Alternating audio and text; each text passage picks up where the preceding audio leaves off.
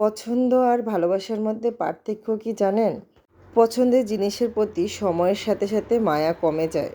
পুরাতন হলে পছন্দ বদলে যায়, আগলে রাখার ইচ্ছাটা আর থাকে না। আর ভালোবাসার প্রাপ্তি হোক বা অপ্রাপ্তি, মানুষ প্রতিটা দিন তার যত্ন করে, প্রিয় মানুষটাকে প্রতিদিন নতুন রূপে সাজায়, আগলে রাখে, যত্নে রাখে। এখানে কোনো শর্ত থাকে না, থাকে কিছু অতীত, বাস্তবতা আর বর্তমান।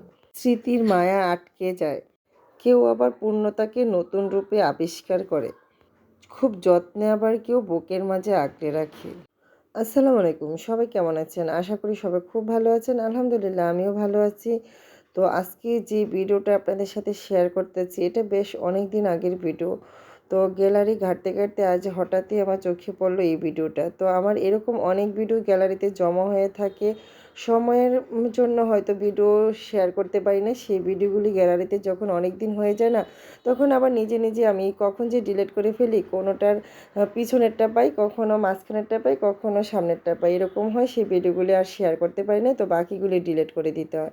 তা আজকে যখন গ্যালারিটা একটু ক্লিন করতে গেছি, তখন হঠাৎ এই ভিডিওটা চোখে পড়লো, প্রায় 5 থেকে 6 মাস আগের ভিডিও। তো ভাবলাম যেহেতু আছে সব কিছু ঠিকঠাক, ভিডিওটা আজকে শেয়ার করে দিই।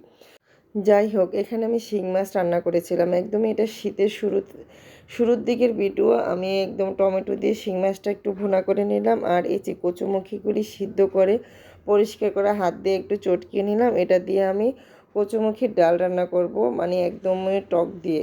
তো এটা না আমার খেতে খুবই ভালো লাগে। তো কচুমুখি এভাবে রান্না করলে আমার বেশ ভালো লাগে। আমি একটু আমের সলি দিয়েছিলাম, তারপরে মাছ কাটা বেছে দিয়েছিলাম। তো এটা আসলে আমার বাচ্চারা যতটা না অভ্যস্ত খেতে, আমি তার চেয়ে বেশি অভ্যস্ত এটা খেয়ে। তো আমার ছেলে মাঝে মাঝে একটু খায়, মেয়ে খেতেই চায় না। তো যাই হোক, এই রান্নাটা অনেক বেশি লোভনীয় এবং মজার ছিল।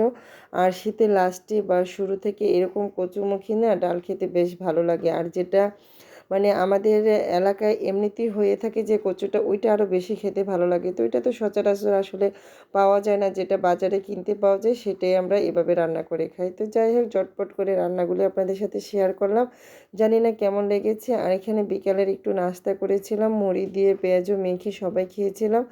তো বাসায় কেউ একজন আসছিল, সে আবার কোক নিয়ে আসতো। তো সবাই মিলে এই তো পেঁয়াজু দিয়ে ঝাল ঝাল করে মুড়ি খেলাম, এবং লাস্টের দিকে এসে কোক খেলাম। তো যেহেতু এই খাবারের সাথে কোক খাওয়ার দরকার মনে হয় না, তারপরও যেহেতু নিয়ে আসছে আর কি করা।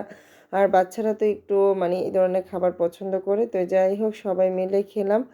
আর জানি না ভিডিওটা আজকে কেমন লেগেছে, একটু এলোমেলো, আমি আসলে একদমই ভালো নেই, কি বলছি কি শেয়ার করছি আমি নিজেও জানি না।